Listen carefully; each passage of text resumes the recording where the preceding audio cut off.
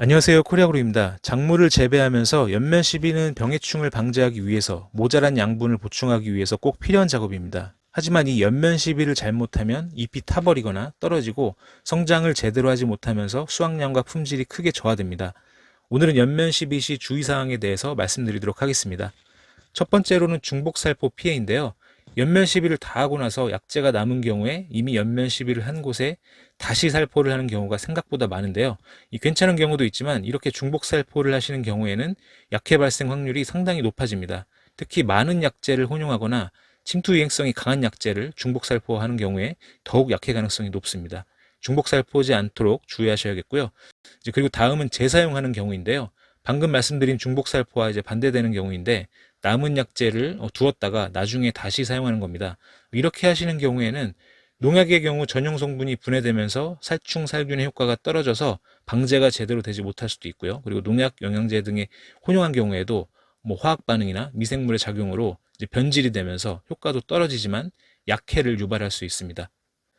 그리고 이제 다음은 잦은 연면 시비인데요. 지금 보시는 사진은 고추입니다. 초반에 세균기 부진해서 이것저것 다양한 약재를 1일, 2일 간격으로 굉장히 자주 연면 시비한 경우인데요. 이제 다른 약재를 사용하더라도 그리고 또 정량, 적정 기온에 살포하더라도 오히려 연면 시비를 너무 자주 하게 되면 이처럼 잎이 경화되고 약해 같은 증상이 발생할 수 있습니다. 냉해나 약해가 발생해서 특정 자재를 3일 간격으로 연면 시비하거나 해충 밀도가 너무 높아서 간격을 짧게 해서 방제하는 특수한 경우가 아니라면 약재의 종류가 다르더라도 오늘 어떤 자재를 연면 시비하셨다면 최소 5일은 지나고 연면 시비하시는 것을 권장을 드리겠습니다. 다음은 제초제 피해인데요. 제초제를 사용한 노즐, 호스통에 살충, 살균, 영양제 등을 사용한 경우 남아있는 제초 성분에 피해를 보는 경우입니다. 제가 지난 일주일 동안 제초제 피해 전화를 이제 2통 받았는데요. 아직도 생각보다 많은 분들이 이러한 피해를 보고 있습니다. 보통 예전에 물로 오랫동안 헹궈서 사용하면 괜찮았다고 해서 이제 이렇게 하시는 경우가 많은데요. 통은 분리해서 써도 호스는 같이 경유해서 쓰는 경우가 특히 많습니다. 물로 충분히 헹궈도 이처럼 제초 피해가 발생할 수 있기 때문에 꼭 제초제는 전용기구로 구비해서 사용하시기를 바라고요. 그리고 약해가 쉽게 발생할 수 있는 요인을 다시 한번 살펴보겠습니다. 먼저 고농도 살포 그리고 혼용 문제인데요. 사용 방법에 나와 있는 양보다 더 많이 넣으시는 경우가 상당히 많은데 약을 넣다 보면 아무래도 너무 조금 넣는 것 같기도 하고 또 이제 더 효과가 좋으라고 해서 더 많이 넣으시는 건데 이렇게 되면 농도가 높아지기 때문에 약해 발생 가능성이 이렇게 높아집니다. 그리고 이제 각종 자재 혼용의 경우 워낙 다양한 조합이 있기 때문에 자세히 설명드리기는 어렵고 그리고 전문 처방사의 처방을 받으실 때 너무 많은 자재 혼용은 피하시고요. 그리고 갖고 있는 여러 자재를 직접 조합해서 사용하시는 경우에는 각각 소량씩 조금씩 혼용해서 침전이 생기거나 층분리가 일어나는지를 확인하시고 사용하시기 바랍니다.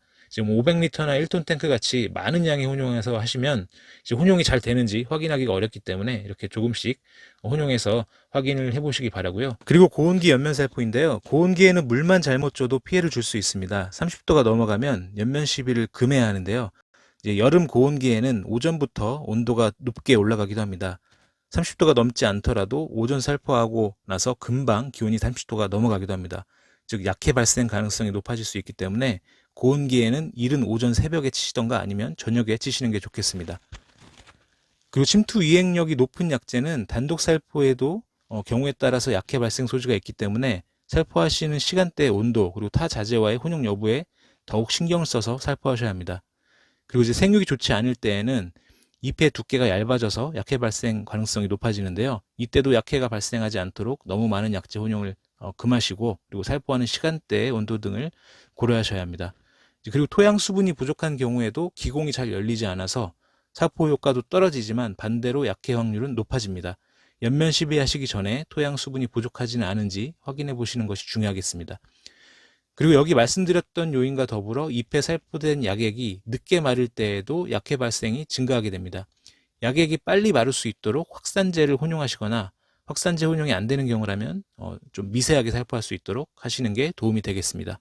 약해가 발생한 후 처방입니다. 약해를 받으면 뿌리도 일시적으로 기능을 하지 못해서 연면 시비를 통해 회복시켜주는 것이 좋은데요. 간단하게는 요소를 연면 시비하는 방법이 있습니다. 요소는 생육 회복에 필요한 효소 단백질을 생성할 때 아미노산이 필요한데요. 이때 아미노산의 아민기를 직접 공급하기 때문에 빠른 회복에 도움이 될 수 있습니다.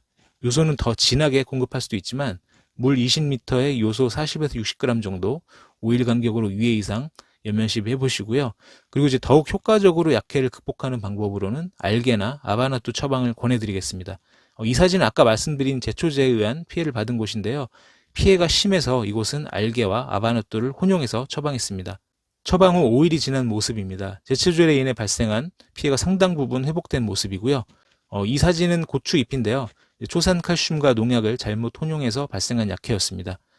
방제사분께서 직체 없이 아바나뚜를 처방해 주셨는데요.